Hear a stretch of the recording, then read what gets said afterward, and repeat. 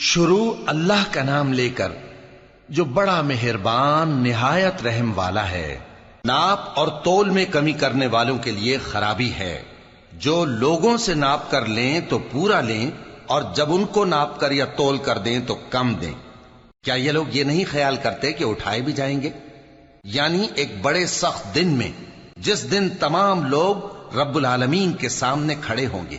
سن رکھو کہ بدکاروں کے اعمال نامے سجین میں ہوں گے، اور تم کیا جانتے ہو کہ سجین کیا چیز ہے؟ ایک دفتر ہے لکھا ہوا، اس دن جھٹلانے والوں کے لیے خرابی ہے، یعنی جو انصاف کے دن کو جھٹلاتی ہیں، اور اس کو جھٹلاتا وہی ہے جو حد سے نکل جانے والا گناہگار ہے۔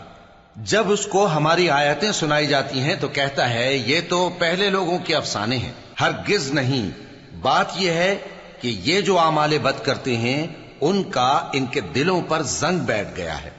بے شک یہ لوگ اس روز اپنے پروردگار کے دیدار سے اوٹ میں ہوں گے، پھر یہ لوگ یقیناً دوزخ میں جا داخل ہوں گے۔ پھر ان سے کہا جائے گا کہ یہ وہی چیز ہے جس کو تم جھٹلاتے تھے۔ یہ بھی سن رکھو کہ نیکوکاروں کے اعمال نامے علیین میں ہوں گے۔ تم کو کیا معلوم کہ علیین کیا چیز ہے؟ ایک دفتر ہے لکھا ہوا جس کے پاس مقرب فرشتے حاضر ہوتی ہیں۔ بے شک نیک لوگ نعمتوں میں ہوں گے، تختوں پر بیٹھے ہوئے نظارے کریں گے، تم ان کے چہروں ہی سے نعمت کی تازگی معلوم کر لو گے۔ ان کو شراب خالص سر بمہر پلائی جائے گی جس کی مہر مشک کی ہوگی۔ تو نعمتوں کے لیے ریس کرنے والوں کو چاہیے کہ اسی کی ریس کریں، اور اس میں آب تسنیم کی آمیزش ہوگی۔ وہ ایک چشمہ ہے جس میں سے اللہ کے مقرب پیئیں گے۔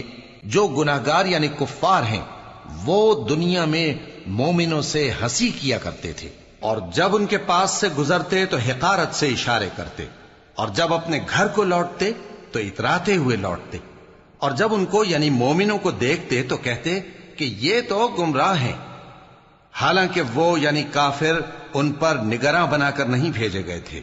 تو آج مومن کافروں سے ہنسی کریں گے کہ مسندوں پر بیٹھے ہوئے ان کا حال دیکھ رہے ہوں گے۔